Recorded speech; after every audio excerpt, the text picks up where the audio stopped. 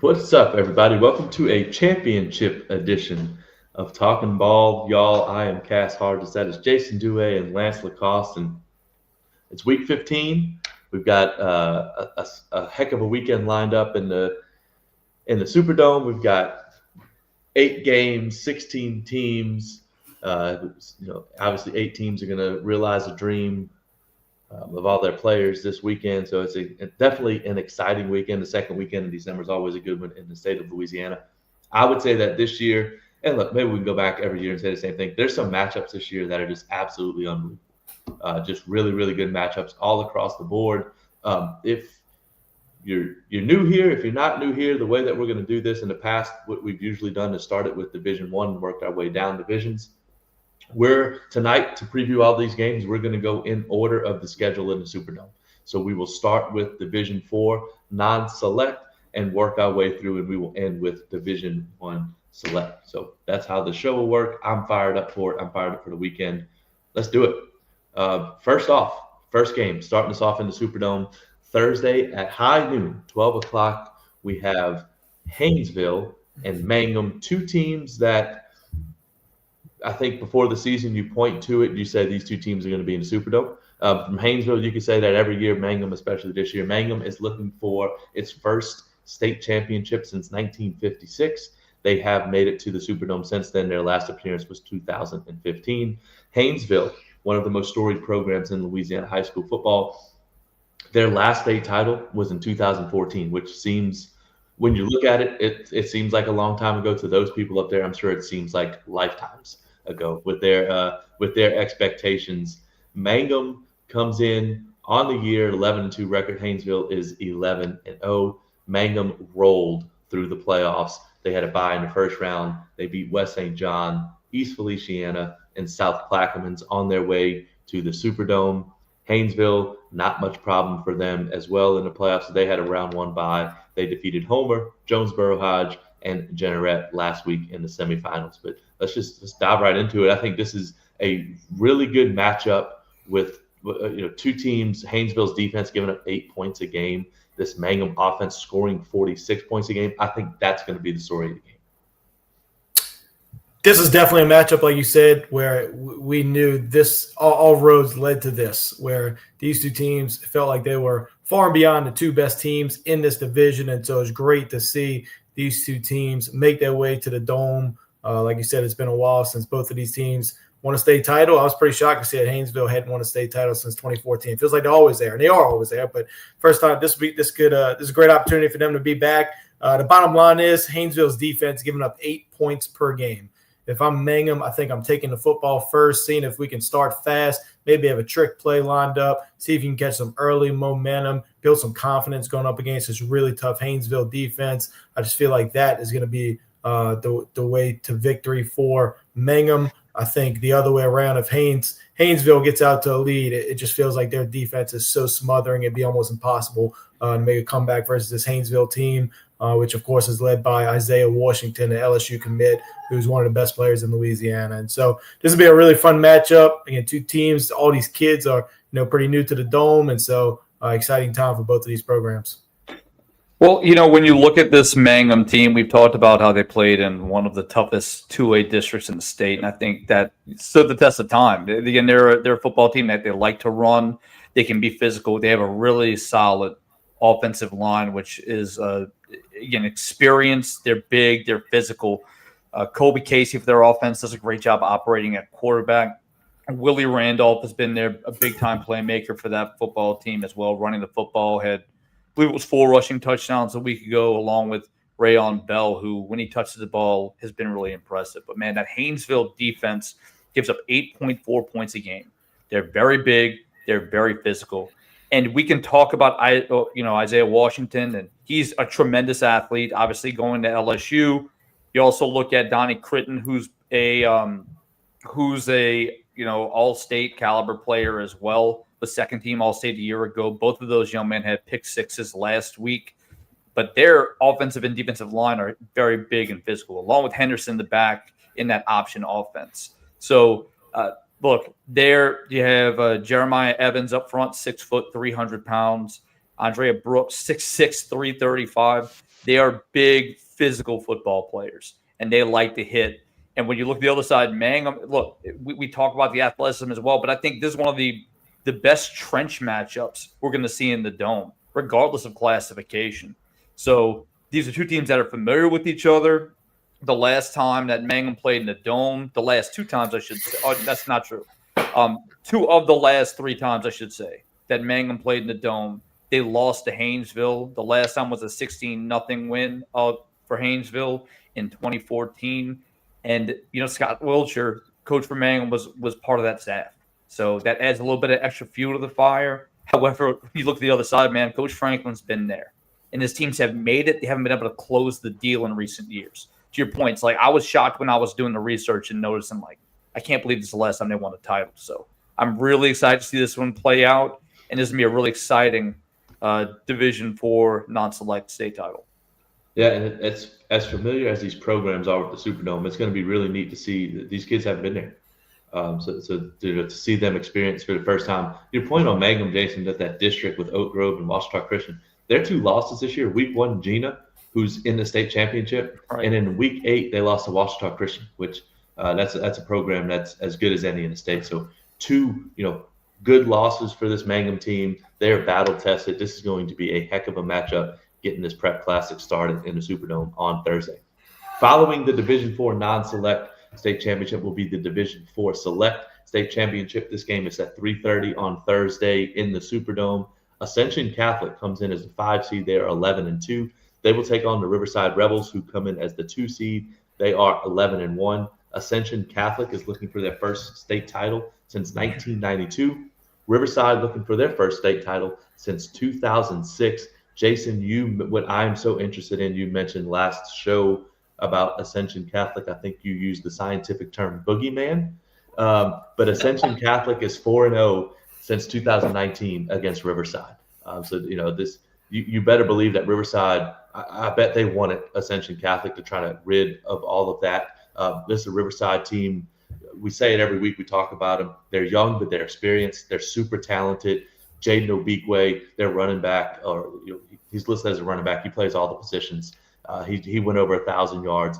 They're sophomores and freshmen all over this defensive backfield. They're extremely talented. And then on the other side, speaking of talent, the state's single-season rushing leader plays for Ascension Catholic. Trevin Simon, he broke that record last week. He is over 3,000 yards and 60 touchdowns for the year. They have scored no less than 45 points, speaking of Ascension Catholic, in this playoff run. Their most impressive victory last week in the semis, defeating the 1 seed Westminster Christian 45-14. Riverside has scored no less than 38 points. They beat Ascension Episcopal last week 42-14. So both teams, I think maybe the last 3 weeks, have separated themselves from the rest of the pack, and now they find themselves in the Superdome playing for a state championship. Definitely can't ask for a better running back matchup. I mean, these guys were insane last week following these games. It felt like every time Trevin Simon scored, Jaden Obikwe also scored on the other side of the bracket. It was unbelievable. They both went for, I think Obikwe had 7 total touchdowns and Simon had 6 total touchdowns, I believe. I might be one off, but either way, they each scored, I promise you, at least 6 touchdowns. It was crazy. I think that this Riverside football team, I saw them early in the season. I think they are a very balanced football team. They have so much more than just Jaden Obikwe. Boogie Johnson on the perimeter was incredible. The first time I saw this team play before they actually added Jaden Obikwe, he's a heck of a player. And then the unit I'm really looking for is Coach Latchney, the defensive coordinator of Riverside. His defense, they are multiple, they're tough, they're physical. They went up against Quincy Adams, the tough running game of Terrebonne, and did really well against that team. So I have confidence that Coach Lashley is going to come out with a great game plan for this Trevin Simon-led offense of Ascension Catholic. And so that's the unit I'm really looking for. I think they're going to have a huge night. They're only giving up 10 points per game. Ascension Catholic, their defense has not been as impressive as Riverside's. And so, I'm looking for the balance of this Riverside program and what they bring to the table on both sides of the ball. I think these two teams have that familiarity with each other. We talked about last year. It was a win for Ascension Catholic in the quarterfinals. It was a 40-35 victory for them over the Rebels. In 2022, it was a 7-point win for Ascension Christian. Then you go back to 2019, it was a 55-20 victory in round one. So these teams have familiarity with each other, although, as recently as last year. And I've mentioned the Lance before. I kind of shared with you guys the list of records that have been set in the Dome. And I think a record that is very attainable for either, and I mentioned specifically Simon, but Lance brought up for either one of these guys, right? Both. 272 yards set by Nick Brossette, who at the time was the single season leading rushing record, ironically. That was back in 2014, that record was set. So I think that record is in danger regardless of the team. I think both guys could possibly break that record, the way these teams run the football. You talk about Boogie. They like to line him up at quarterback, too, at defense. And he can play all over the field. Obikwe's been the guy I've been high on for quite some time. Bourgeois, the Rebels quarterback, is an experienced starter against a defense, as Lance mentioned. They've gotten the job done. I think they've played some really big games over the stretch. However, I don't know if there's been a more impressive playoff victory than Riverside taking on Ouachita Christian. Although Ascension Catholic had to go on the road the last 2 weeks to win their games, and Catholic Point Capiz is not an easy place to go win.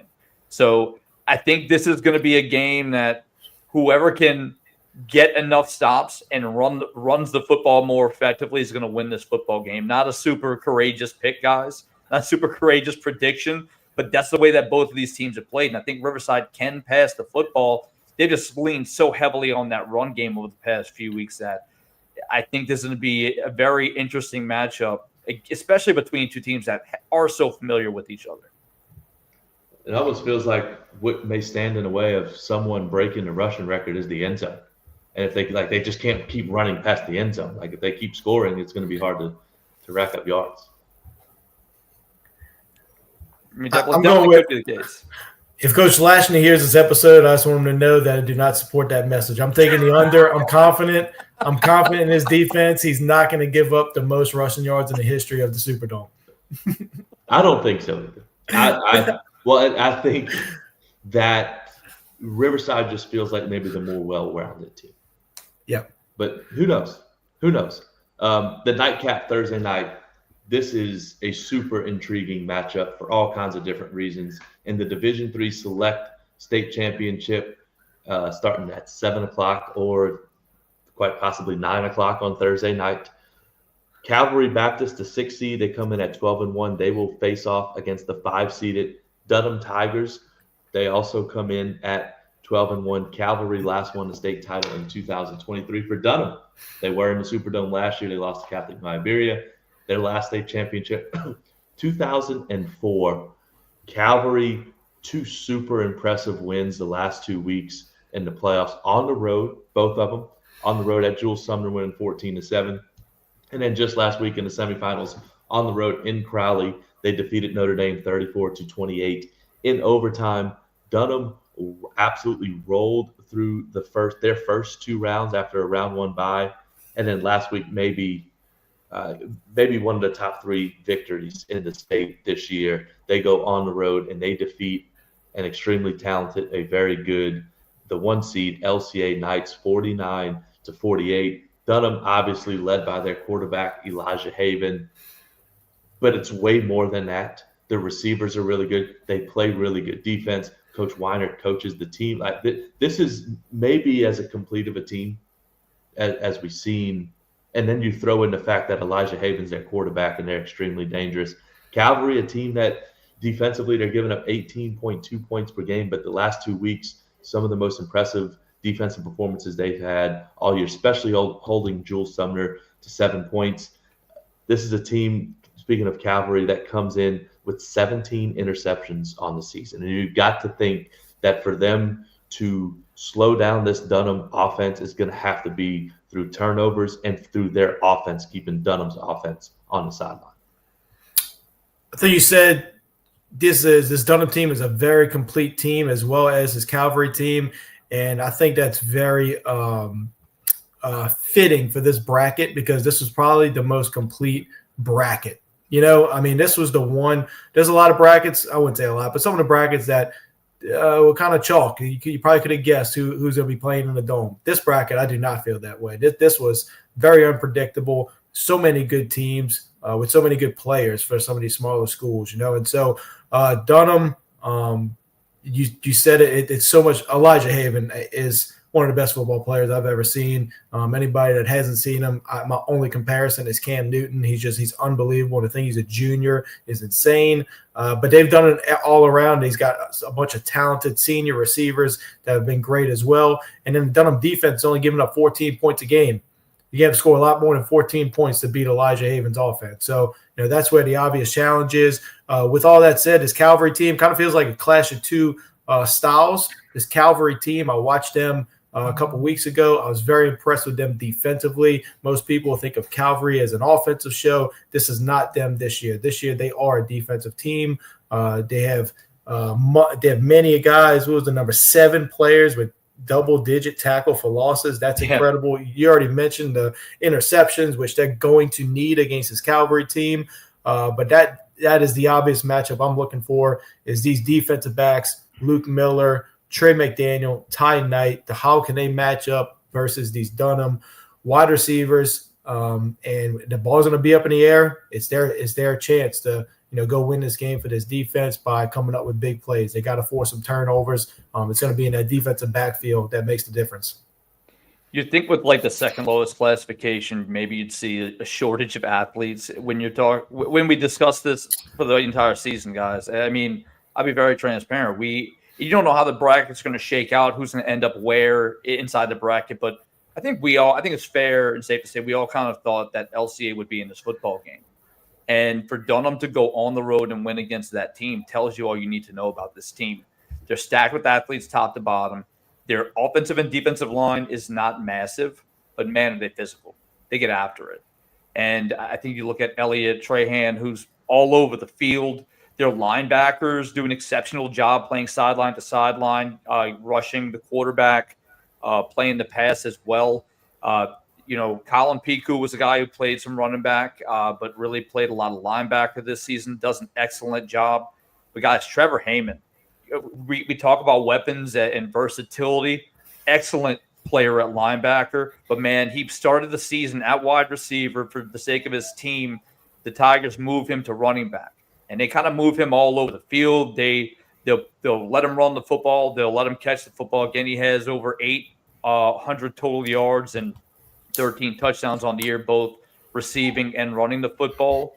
And, when you have a quarterback that's thrown for 3,600 yards and 59 touchdowns and rush for another 660 yards, there's still that football to go around. And, Jarvis Washington, that South Alabama commit, he has over 20 touchdowns on the year and it's been a great playmaker. Chris Thomas,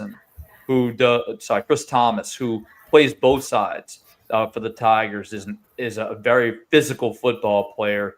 Then you have Richard Montgomery, who's 13 touchdowns himself and over 600 yards. So they've got guys that go both ways. Their defense, again, they attack really well. They've dominated the line of scrimmage when I got to watch them play up close and personal. And on the other side of the football, I mean, Calvary's offense is not too shabby either, guys. Hudson Price has done an excellent job over the course of the season passing the football. He has one of the top receiving prospects in the state in Braylon Hugland, who only has 1,400 yards and 21 touchdowns himself. And then you got a back in Zyron Miles, who has over 1,000 yards and 10 touchdowns. So they're able to move the football really effectively, but they've been able to win in a magnitude of ways over the course of this playoff run. They had a tight, low-scoring game against Jules Sumner. Last week, they take it to overtime in a game where even by their own admission, they kind of felt like they were dead in the water at a certain point. So for them to come back in that game, so they're playing with a level of confidence. Meanwhile, Dunham going on the road, beating what we've talked about is maybe the most impressive team over this year in LCA. They're going to come in with a ton of confidence, and it feels like Dunham is a team that has been around. Like they've continued to circle and just have not been able to finish in the Superdome. I think this year is easily their best opportunity they've had in quite some time. According to my notes, they haven't won one since 2004. So, I mean, that's considering how often they've been in this position. again, this feels like as good of an opportunity as ever with the experience they have at the skill with Elijah Haven. I think this would be a really fun matchup between two teams that are consistently in this position. Yeah, no, I think this game, and look, all of these games, obviously, when you're previewing them and you look at it on paper, they all look really good. I think this one has a chance to be maybe one of the best of the weekend for all those reasons just listed.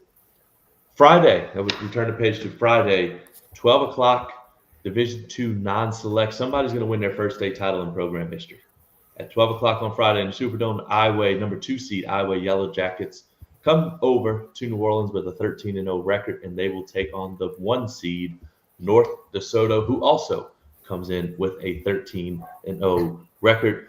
Look, you can look at this bracket. You can see number 1 and number 2 throughout the year. North DeSoto kind of felt like they were the best team in this division all year long. Iowa just very quietly, hasn't lost a game all year.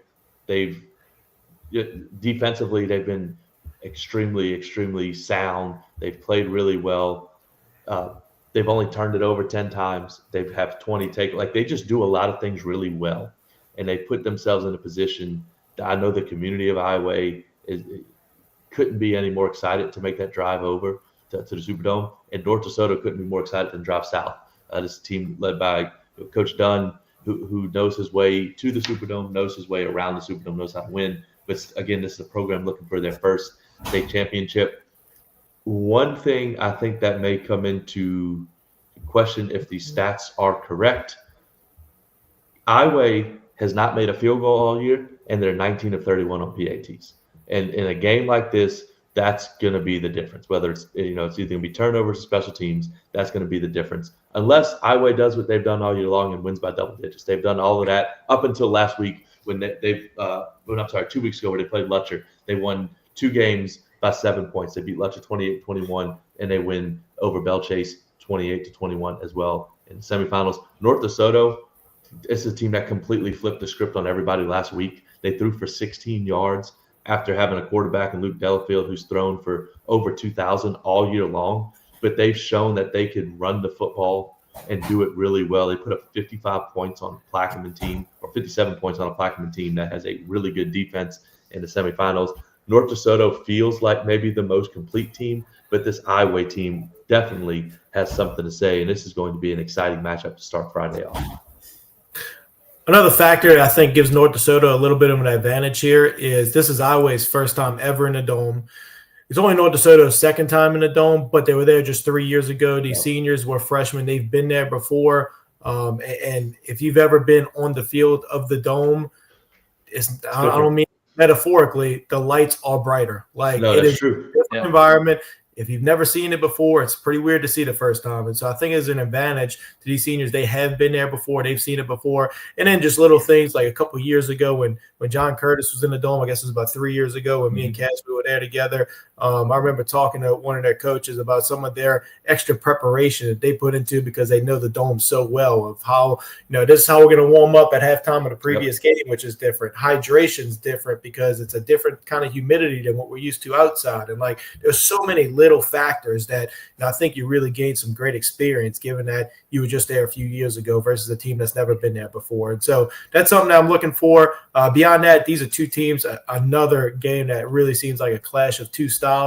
I watched Iowa last week. It felt like they were on a kind of sloppy field in a brawl, and it feels like that's exactly how they would prefer to play. Meanwhile, North DeSoto feels like a team that would love to be in a dome with no weather environment, right, where they can just put up 100 points. And so Iowa's defense has been incredible all year.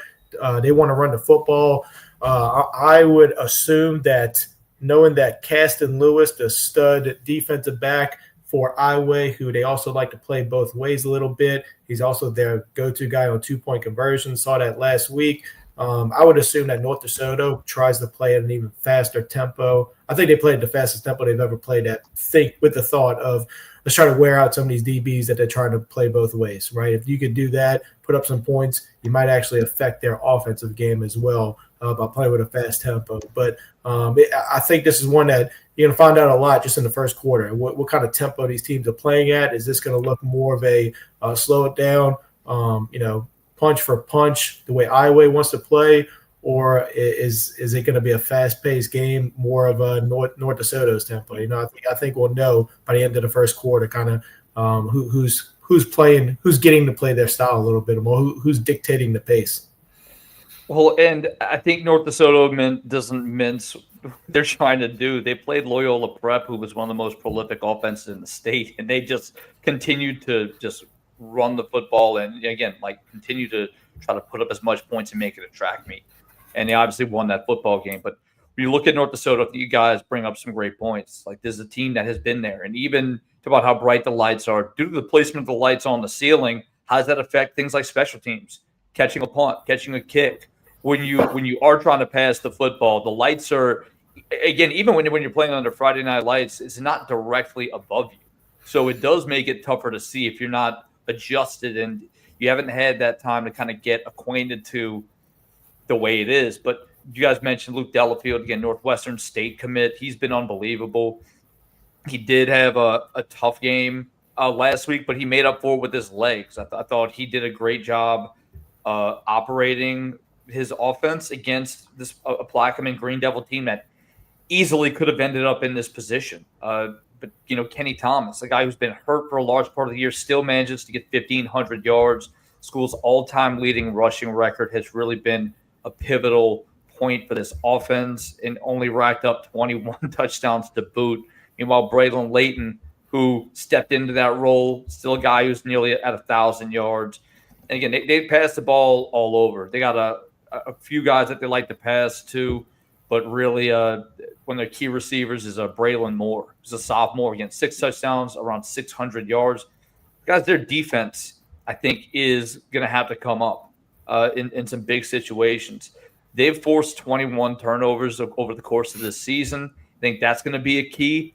When you look at Porter Doyle, who had 135 tackles this year, Hayden Bell, a guy who's won a state title in baseball and wrestling, looking to get the trifecta here. He's got 2 interceptions, 3 forced fumbles, and 3 fumble recoveries over the course of this season. Lake and Brokenberry, who's been all over the field in this big physical offensive line that's pretty much filled with all state, all district caliber players. Meanwhile, I think Iowa has heard enough of the talk. And I think there's another team that we're going to bring up that feels the same way. But I was reading the comments on something and somebody said, please pick against us again. Whoever it is on whatever show, Iowa fans, please pick against us again. We love it. Because, they've kind of embraced that role of spoiler. But, guys, 15.3 points a game defensively. That's no joke. This defense has forced 20 turnovers, and they've only turned the ball over 10 times. So a plus 10 turnover differential. While when you look at North DeSoto, they've only got a turnover differential of plus 3. So I think that's going to be key in a football game where North DeSoto is trying to push that tempo, trying to push the pace. They do move the football around with, again, they really like to lean on that run. And, Caston Lewis, we talk about him offensively, but, guys, leads the team with 6 interceptions. And that's going to be key against a team that does like to air out the ball, but has leaned heavily on that run in recent weeks. So I think the Yellow Jackets are ready. They've been close. They're finally getting there, and they're going to be excited. But what I love is win or lose, whichever team it is, one of these teams will win their first state title and be their first opportunity to hold the trophy in the Superdome victorious. So I think that's going to be really fun to see for these programs. Yeah, no doubt. And you talk about North DeSoto, these freshmen, when these seniors were freshmen, they were in the dome. Was that 2022? This Iowa team was the 2 seed and lost in the semis last year. This is a program that this doesn't come out of nowhere. They've been building towards this, and they want to go finish that deal as well. Following the Iowa North DeSoto game, another 1 versus 2 matchup at 3:30 on Friday in the Division III non-select. The Sterlington Panthers, they're the 2 seed. They come in at 11-2, and the 1 seed Gina Giants come in at 12-1. Sterlington, huge long state title drought. They're looking for their first state championship since all the way back to last year. Gina Giants have not won. They have not been to the Dome in their school's history. This is going to be a fun one you talk about a clash of styles. Both of these teams want to run the football. I think they do it a little bit differently. Gina is so explosive on offense, on the ground. Sterlington, big, physical. They come in only giving up 16 points a game. This is a Gina team that they are very comfortable if this game gets into the 50s.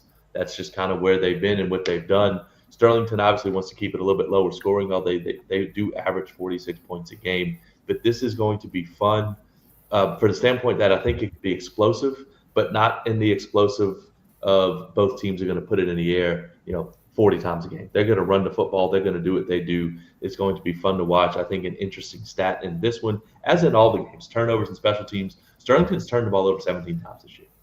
They've lost. They've fumbled at 14. They do have 25 takeaways, but if they put it on the ground and Gene is able to get a fumble recovery or create a takeaway, that could be the difference in the game. So that's going to be interesting. Another stat to note: Sterlington's also returned three kicks for a touchdown by three different players. So again, turnovers, special teams could go into deciding who wins this game. Obviously, exact same talking point from the previous game. First time Gina's there, they got a lot to get used to being in a dome. Sterlington gets there every year. I think Gina in this game, they've got to play a super clean football game. Sterlington has been one of the best football teams in Louisiana, really of any classification. Gina's going to have to play a really clean game. They cannot put the ball on the ground. Like you said, they got to find ways to take it away from Sterlington, create some extra possessions. And then beyond that, they got to do what they've done great all year, which is run the football with Cedric Wilson and Daniel Hatcher. We've been hearing about those two guys all year long, how great they are. I think if they can run the football, run the clock, force turnovers, and then they've got to be clean on special teams as well, right? But I think that the longer this game lasts, I feel like the more it's going to lean towards Sterlington's hands just because of all the numbers you just read. I mean, kickoff returns for touchdowns, takeaways, everything that Sterlington can do on their side, really on both sides of the ball and in special teams. But Gina has the formula to kind of shorten his game with a great running game, again, of Cedric Wilson and Daniel Hatcher. This Sterlington offensive line is big, physical, nasty. When you run an option style offense, that's how you want to play. I think J. Rob Breen has run that offense to perfection. He has over 1,000 yards passing, 17 touchdowns, only 5 interceptions on the year. His big guy, Devin Downs. I know Cass is familiar with this young man. Committed to go play baseball at LSU, 3-year starter. Really big key playmaker. He has 427 yards and 18 receptions, but 7 of those receptions are for touchdowns. He's a big time playmaker. And then you got TJ Birch, who's an all district, probably an all state caliber player this year with 1,300 yards, 19 touchdowns, and then tack another 3 in receiving.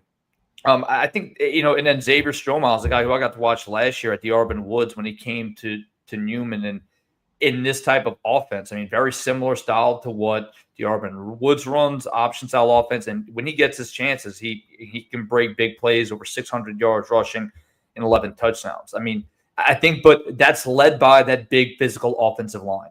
Like, they make the engine go.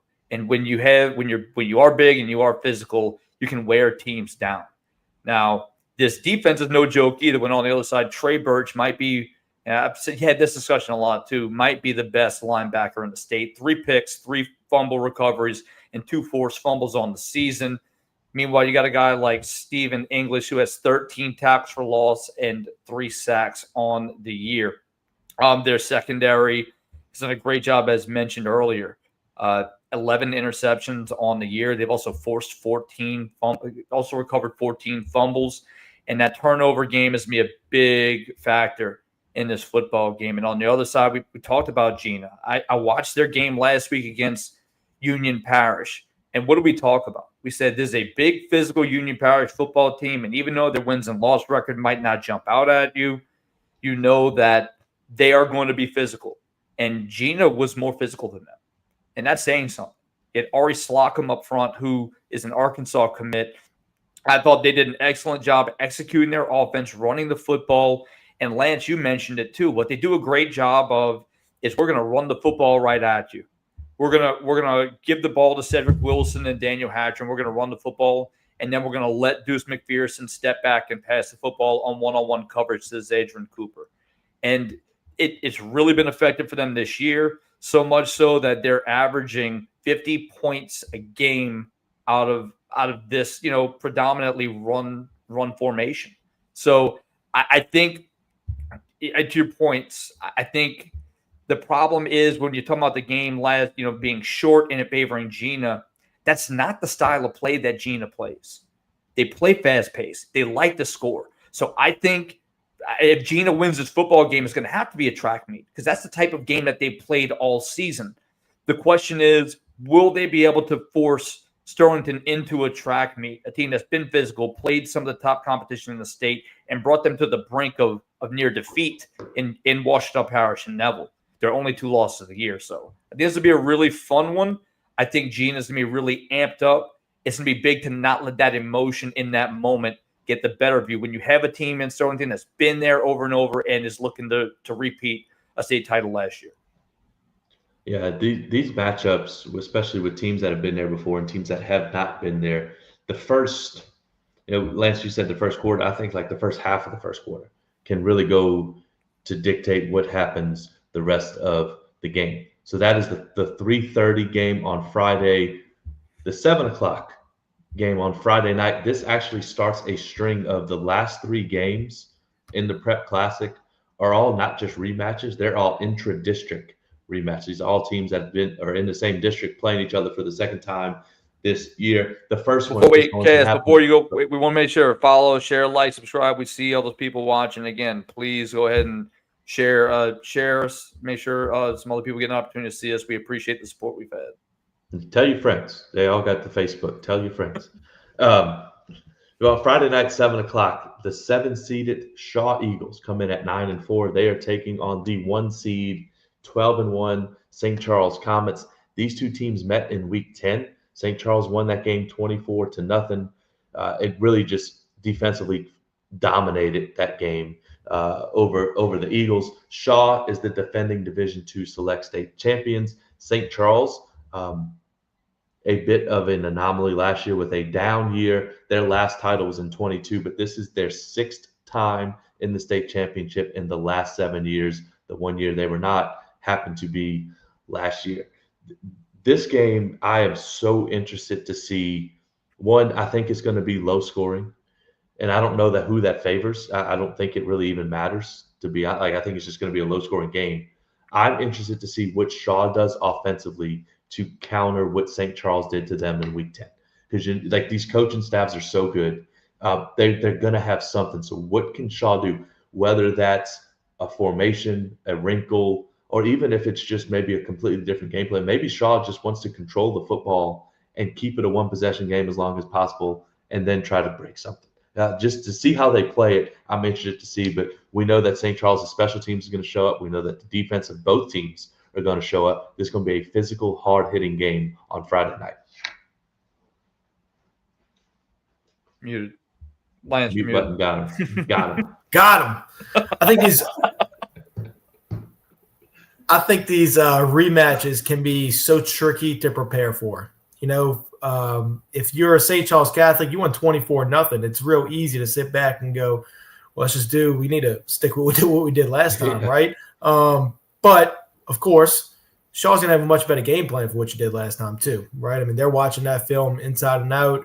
They're going to have a much better plan for the way you got after them last time. On the flip side of that, it's real easy to overthink these rematches too, right? And so I just think these rematches, especially with this much on the line, really tough to kind of weigh where you make adjustments and where you just, hey, let's continue what we did last time because it worked, right? But I think, the obvious is that Shaw's got to be way better on offense. It'll be fun to see how, if there are any changes to St. Charles' defense, and if Shaw does have a beat on, maybe some of the stuff they did last time, where do those adjustments come in at halftime? But Shaw's got to be better on offense. On the defensive side, I expect Shaw to do everything they can to shut down Skylar Edwards in the running game and really force Landry LeBlanc to beat him through the air. Not that he can't beat him through the air, but I just know that when we have seen teams that are forced to throw the football against the Shaw defense, they turn it over. These defensive backs for Shaw do a great job. They got some talented guys back there with Rontre Carter. He's got some offers. Jackson Williams, Tulane commit. Those are guys that can go up and get it, right? And so if they can take away Skylar Edwards, force St. Charles to throw it, create some turnovers, that feels like the most obvious way to victory for Shaw. With all that said, I mean, we've seen the St. Charles Catholic team. We say it every week. They're not going to beat themselves. They're not going to have penalties. They're not going to have any kind of special teams blunders. They tend to play a very clean game. And so Shaw's got to find ways to go win this game, to go try to force a couple turnovers through the air, put some pressure on St. Charles.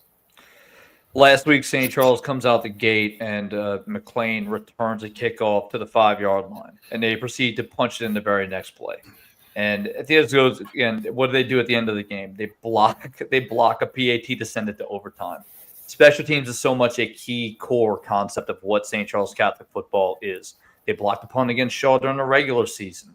So this, when you look at the way their special teams plays, that's going to be a really big factor in this football game. Plus, and I've talked about this consistently, this secondary acts as an extension of the offense, right? The way that they swarm to the football, Dax Prejean, Briggs Anderson, and of course Kristen McLean, who I mentioned, returned that kickoff before they punched it in. But another thing to keep in mind is Preston Calm, guys. He returns to this defense. He was out for a large portion of the year. So he returns to this defense that's already been only yielding, 13.2 points a game with the schedule that they had.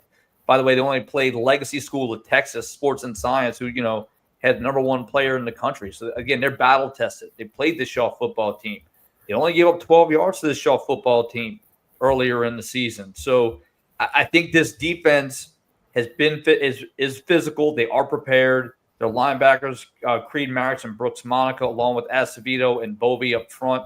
This unit has been really impressive.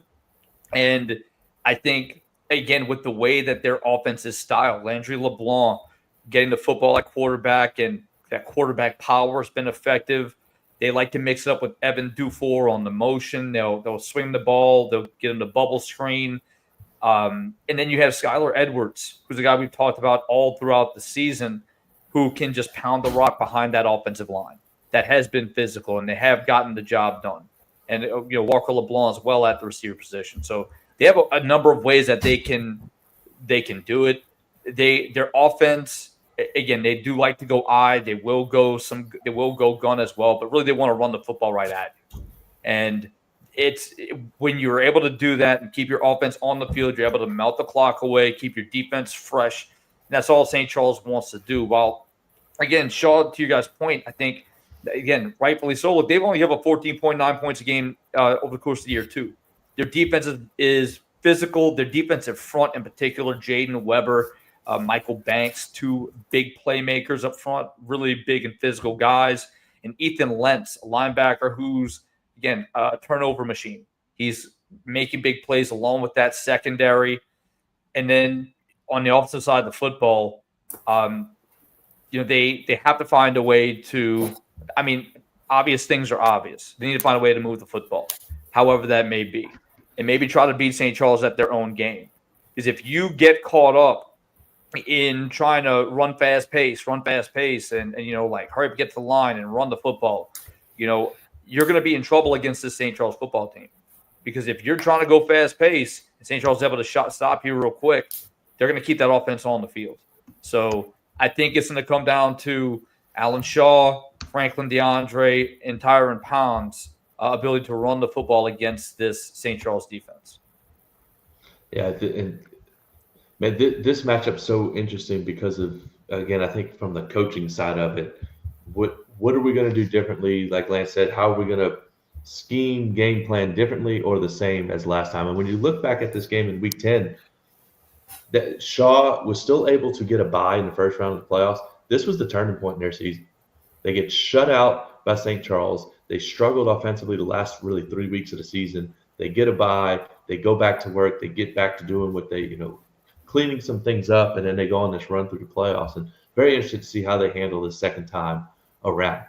Then on the final day, Saturday, two more rematches from two teams, from four teams that are playing each other for the second time, both in the same district. The noon game is Division I non-select 15 seed Washita Lions. They're coming at 10-4. They're taking on the 1 seed Ruston Bearcats, who come in at 11-2. Washita looking for their first state championship since 1988. Ruston was in the Superdome last year. They won it the year before, and they were in the Superdome in 22. So this senior class knows nothing but ending their season in the Superdome. They are looking to end it on a much more positive note than how it ended last year against Central. These two teams met in week 6. Both teams, Washita came into that game undefeated at 5-0, and to that point in the season, not only was Washita undefeated, they hadn't turned the ball over. Ruston wins that game 21-14. Montreal Connor, this Washita offense, turned it over twice. There was an interception in there. They lose 21-14. That started a 4-week stretch for Washita and a 4-game losing streak. They win in week 10 over Pineville, and then they've rolled and caught fire here in the playoffs. This is a Ruston team. I don't know the status of Dalen Powell. I don't know if you do, Jason, if you heard anything. They've been without him for a few weeks. Quarterback Sam Hartwell has kind of taken that load on and really done a good job in this running game. But this Washita Parish team, they're going to want to run the football. They're going to want to play defense. Again, we said it before this first matchup. If they don't turn the football over, they're going to have a chance to win this game in the fourth quarter. Uh-oh. You hear me? Yeah, I can hear you, Lance. Go ahead and talk. Yeah, I'll go for it. Yeah, I was a similar direction he was going right there. I think we see a much better Washita offensive attack. I think this team is hot. I think it was easy to count them out during that 4-game losing streak, but that really just speaks to the strength of that district. Because if you watch this team and see the players that they have, especially on this offense, this is without a doubt one of the best teams in Louisiana. I would have loved to see this Washita team play like St. Aug. I think that would have been an incredible matchup if we could ever seen that. But yeah, I think it comes down to turnovers. I think this Washita team, they've proven they can beat anybody, but they can also get caught with the turnover bug, and when they turn it over, they can't win. Just because the teams that they play, like Ruston, are just too good to overcome turnovers. And so I think a lot of it comes down to turnovers. For the most part, Washita has really been good on both sides of the ball, averaging over 32 points a game, giving up under 20 points a game. Both teams have been clean on special teams. Both teams have a clean kicking game. Both of these teams are just so good, so well-rounded. They're so battle-tested. And so it's going to be really fun to watch. Obviously, on the Ruston side, the guy that you had to look for is Ahmad Hudson. He'll be the giant 6'7". But Washita's got some guys in the defensive backfield that can match up with them. Orlando Fremont and Dylan Johnson, some of the defensive backs that have turned it over, have forced turnovers for this Washita team as well. Yeah, and when you look at this first matchup, I think Cass kind of hit the nail on the head. This was kind of what felt like the turning point in the season, of course, until Washita Parish, gets that win over Pineville and goes into the playoffs. But this team was undefeated and had a turnover over the course of the season. They're down 21-14 in a slog of a football game by Washita Parish's account. Their offense had been rolling. They were moving, again, scoring a ton of points, playing some really solid competition, and they throw an interception in the red zone to lose that football game against Ruston. And then you not only lose that football game, you proceed to lose 3 more times consecutively, all in close fashion. Now, here's the thing. You don't know what mindset is. You don't know what perspective is. You don't know the impact that moments like that have, what the butterfly effect is. If they won that game, do they go on to win the next 3? Are they undefeated going into the playoffs? Are they even in this position? Like, do they lose in round 2? Like, we don't know, right? But I think Washita Parish was where they needed to be when they needed to be there. And I think they've grown from those experiences. They picked up some of the most impressive playoff wins in this bracket. They go to Neville and win a 14-7 football game. They went to Desterman and won there. Like, those are 2 really impressive wins and speaks to the job that Coach Benji Lewis and his staff have done. And it is a team that, again, 5-5 coming into the playoffs. But look, the important thing to keep in mind is in their first matchup, they threw for only 31 yards, 5 of 19 with 1 interception. They ran for 242 yards. We know a large part of that offensive game plan is going to be Montrell Connor and MJ Dayton. Connor's thrown for over 2,000 yards, 31 touchdowns, and 6 interceptions. But really lately, the story has been his ability to run the football, whether it's design plays or whether it's drop back pass. Maybe have an opportunity to hit a receiver, but kind of look in the run with your feet as well. MJ Dade out the backfield has been exceptional. Mighty Mouse, as they call him, 1,700 yards on the season. He's been a big piece of that offense. And, of course, look, their receivers are solid pieces too. Whiteout Clark, Cameron Brooks, and Seneca Battle. All 3 of those guys have come up with big catches in big situations in their own times. And then on the defensive side of the football, guys, Dylan Berryman has been a big piece of this defense, and rightfully so. 21 tackles for loss. Not a bad season by any stretch of the imagination. 4 sacks on the season. And this defense has 29 sacks on the year. And that's going to be key when playing a Ruston team that does want to lean on the run, but they will pass the football. And I mentioned last week against Neville, I think the pass rush was really the ultimate factor in that football game. Jeremy Jones as well, 12 tackles for loss, 5 sacks. I think this Ouachita Parish defense is really going to have to come up big against a rush offense, as Cass mentioned. Dalen Powell, to my knowledge, I believe he was mentioned as out for the season before they kind of headed into the playoffs. But I will say, having watched their game against Zachary, Jeremiah Freeman, 5'9", 175, really quick, speedy back. But then they can mix in Caden Gray as well, the 6', 210 bruiser.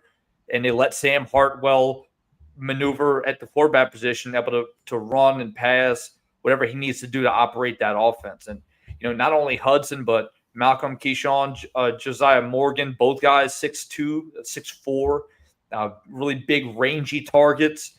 And along with that defense in Jaden Anding, who's a big-time prospect for colleges everywhere, along with Raheem Potts, who's a big physical defensive lineman, and Keelan Davis, who's, again, another guy that has made his presence felt on that defense. So Ruston's been big and physical. I don't think they're going to change their style of play, and they want to run the football. Meanwhile, that's exactly what Ouachita Parish wants to do. So 2 teams that are trying to run the same exact type of offense. I got a feeling it's going to be a very similar game as the first one, 21-14 range. It's going to come down to which defense is able to maybe force a few more plays, force a few more mistakes from the opposing team's offense. Yeah, no, it's definitely going to be physical, definitely going to be hard-hitting. It's one of the better matchups, really that we've seen all year. And just one quick note, Ouachita was at home first round of the playoffs. They escaped against St. Amant 24-21. They've been on the road every week since. And I think there's something to that. And I know that this is a neutral site game. Both teams are going to have to travel, 3.5-4 hours down to the dome. But the travel part of it is not going to affect Ouachita. I cannot wait to watch that game. That game leads into the final game of the weekend. Speaking of not being able to wait to watch a game, this game's going to be unbelievable. I think the crowd for this one is going to be really fun. It's going to be huge. There's going to be a lot of people there. Obviously, the Division I Select State Championship, the 3 seed St. Aug Purple Knights will take on the 1 seed Edna Carr Cougars. Carr comes in at 13-0. St. Aug 12-1. Their lone loss in Week 5 to Carr, 42-21. Carr looking to go back-to-back. They won the Division I State Championship last year. St. Aug making looking to win their first state championship since 1979. Purple Knight Nation is going to invade the Superdome. That's going to be a fun atmosphere. I think the game has potential to be just as fun as what's going on in the crowd.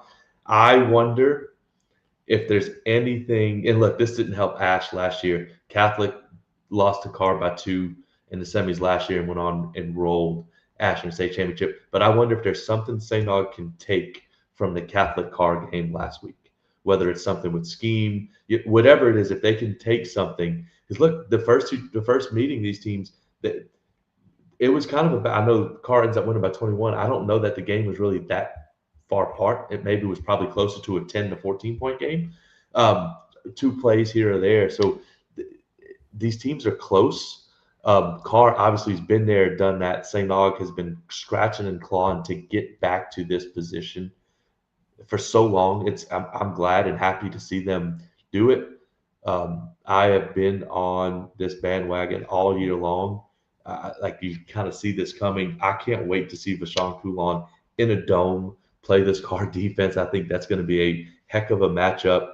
But I think it's going to come down to the St. Aug defense. Can the St. Aug defense, whether it's creating turnovers, getting stops, holding Carr to field goals, can they do something to keep them out of the end zone to give this offense enough time to try to score points? You're muted.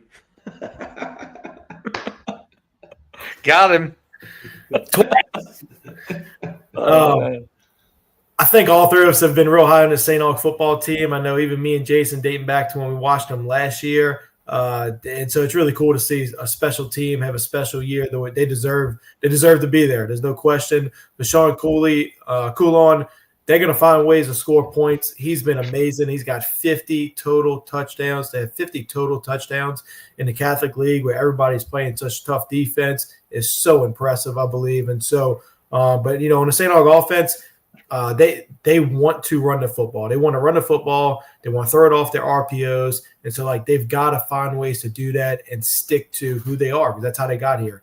With that said, it's easy to say that you want to run the football until you have to block Richard Anderson and those guys up front. And so I know that Coach Valdez, very well-respected offensive line coach in the area. He's going to have a great plan for that really tough defensive line of Carr. I just don't know if there's any plan out there that even exists to block these guys, right? But they got to try to stick to who they are. They got to try to stick to their RPO game, run the football. They can't turn it over, which is another thing that's easy to say. Catholic turned it over 3 times last week, but it wasn't like they, were loose with the football. Aiden Hall is just that good of a football player in the backfield that he forces turnovers. And Richard Anderson and these guys put so much pressure on you up front that they force turnovers. So they got to do whatever they can to secure the football, not turn it over. On the Carr side, I think that, like you said, there's got to be some stuff to take away from that Catholic film. Like, how did Catholic do it? Like, what did they do to really slow these guys down? Part of it could have been the weather, but there's got to be some good takeaways for the St. Aug defense to say, hey, here's some tweaks that is going to help us out, against this tough Carr offense. But in the end, my biggest concern for St. Aug would be that I just don't know if up front they can handle the offensive line of Carr. Jason has mentioned it a few times. I think the most underrated part of this Carr football team is their running game. Trey Garrison, the Washington State commit, he's a big physical running back. Their offensive line is unbelievable. They don't get talked about enough. They have 2 big-time tackles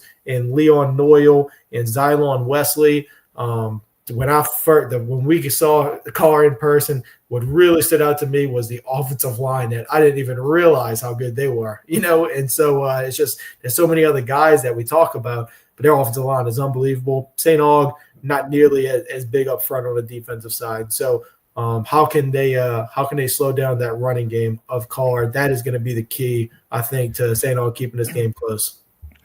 In the Catholic League, Carr has only yielded 11.2 points a game defensively. And when I look at this Carr team, it's so easy to get caught up in offense. But their defense is just unbelievable. Romeo Brown, again, linebacker for this football team, I believe is an Alabama A&M commit. And look, he is a heck of a football player who doesn't get the recognition because you have Richard Anderson up front, right? You also have as a part of that line, you have Jules Batiste, who's getting a ton of look, 6'6" defensive end who can go make plays for this defense. Oh, by the way, 4 defensive backs who are all signing D1 and going play in power conferences. So this defense is so big. They're so physical. They go to the football. They travel the football really well. And what makes it such a difficult matchup for St. Aug is they're able to do what very few teams are able to do. We know St. Aug, yes, they like to run the football, but really they want to spread you out. They really want to be able to pass the football with Coulon and go to, Miguel Whitley, who is one of my favorite receivers in the state. Again, only a junior with some major looks. Derek Bennett might be one of the most impressive playoff players we've seen, has really made a big jump after the injury of DeQuan Williams. He's looked absolutely unbelievable, even going back to the Holy Cross game, Lance, when we got to see him play. I've really been impressed with Bennett, but Bashawn Sims, they want to pass the football. They do like to run. Khalil Lewis has over 1,000 yards and 9 touchdowns, but Carr is able to say, you want to do that? That's fine. We'll match you up. We'll go man on man and we'll match you up. And I don't know that there's that many teams in the state, if any other team, that can do it the way that Carr is and is able to do. So it's going to be difficult for this St. Aug offense. But again, they put up 14 points offensively. There was a defensive touchdown the last time they played. So they have a lot that they feel that they need to prove in this football game. I think it's going to be really interesting to see this Carr offense as well going at it. They do. Garrison has been their big guy, but Jamon Macklin's another big-time back for this team that you'll see getting mixed in along with Greg Wolford at receiver, Xavier Owens, again, only Division I caliber wide receivers as well. So this St. Aug defense, though, I do feel has been a bit underrated. Sire Gilmore is an absolute playmaker in that second level. We got to see an interception by him against Holy Cross. That was just unreal. He just goes and makes plays. And then Ty Dominic, who is a UL commit, a big physical defensive lineman, and he's going to have his work cut out for him against that big offensive line of Carr. But again, I think if St. Aug is going to win this game, they have to be able to control the football. And I don't know how easy that's going to be when you are playing a team like Carr that is so versatile defensively. And, the Purple Knights have the ability to have that big play, but you can't not score. But they would really I think they would really prefer to get chunk yardage, to get 10 yards every time and hold on to the football, keep that Carr offense off the field. But that's a Herculean task. Yeah. I think this sounds simple, but I think St. Aug just seeing these guys for a second time really benefits them just because I know the last 2 years when I go down in that field and see Carr for the first time, there is a wow factor. Just they're so big. They just they're an incredible looking football team. And the fact that St. Aug has already seen them, already competed against them, has reason to be confident. They put up 21 points on this team. I think there's an element there that, maybe St. Aug just gets off to a much better start, comes in a little bit more confidence because they've seen it. They have seen Richard Anderson. I'm sure I would be super excited to see him again, but they have seen him before. You know what I'm saying? So, there's that wow factor maybe won't be there that, might have been there that first time.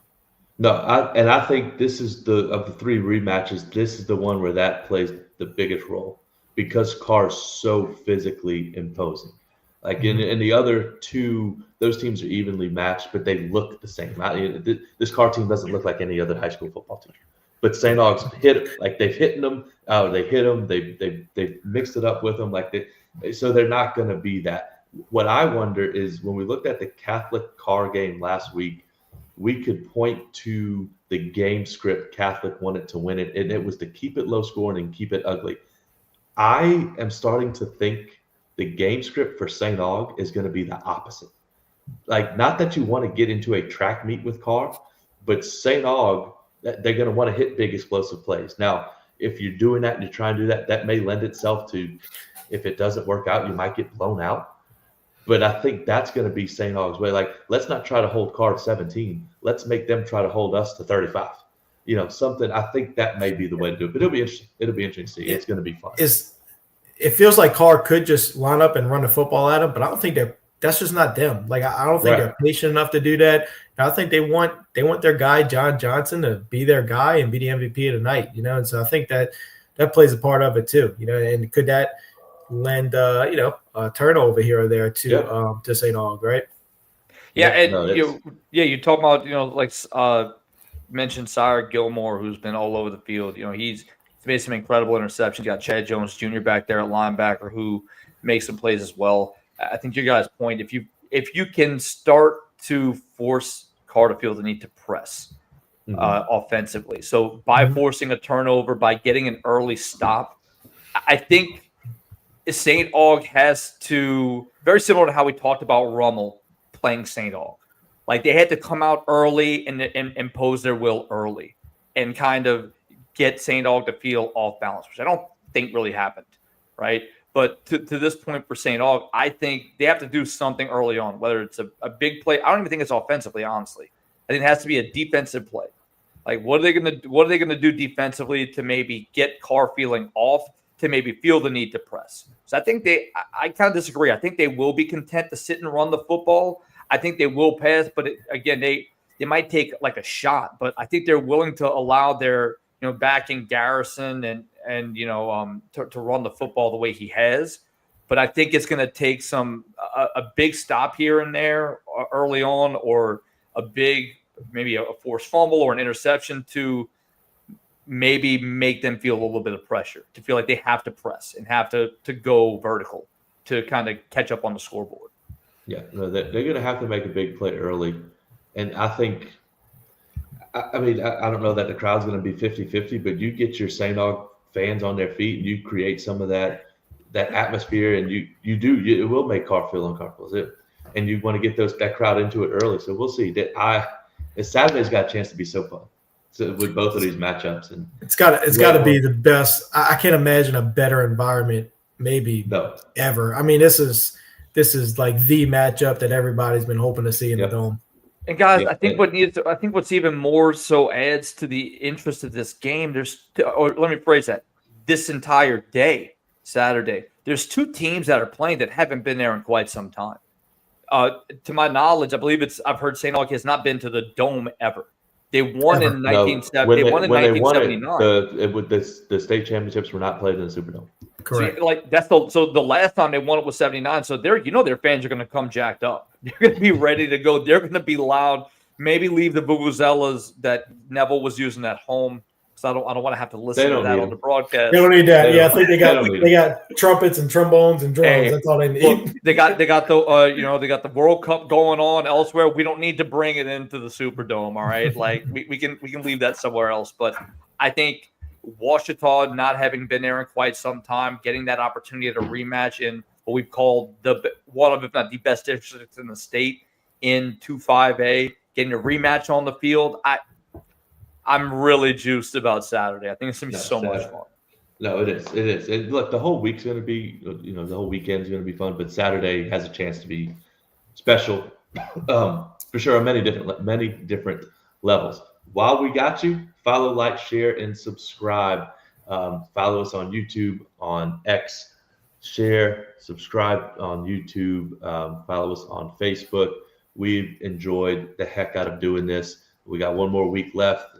The most important games of the season, 8 of them left. So hop on and join us for the rest of this season. But this weekend is going to be so much fun. If you're still with us, look, we will do a recap show for the state championship games. It may not be Sunday at our regular time, but we will have a wrap-up show for the season to kind of put a bow on everything and talk about what transpires this weekend in the Superdome. But this Prep Classic has a chance to be one of the best ever. Just the matchup, especially those last three, starting with Friday night, Shaw St. Charles leading into Ouachita Ruston, and then St. Aug and Carr. Man, what special time for these kids and coaches. It's such a cool event to go make some memories. And I think the easiest part of this, aside from, different from what it was last week, all of these kids know, these seniors, this is their last football game. They know it. Yep. They know it right now. So put your helmets on, go out there and turn it loose, have a good time, and see what happens. So, what better? I mean, both you guys, coach. What better gift could you give your player to know the last practice they're going to have, and that your last game is going to be played, and it's going to be in the Superdome? I mean, there's no greater gift as a coach you can give your player. No, the last practice thing is something. It's a real thing, because in baseball, when we made it to the semis, we knew that was the last practice at that. Like it's cool. It's a cool thing. So those guys get to experience it. Very fired up to see it. So. Thank y'all for watching. We will recap the weekend that is and talk about the state championships. At some point this weekend, we will get that out to y'all, and we look forward to seeing y'all again. But for Lance, for Jason, I am Cass. Thank you for watching Talking Ball. we will see y'all at the Superdome this weekend for the Louisiana High School Football State Championships.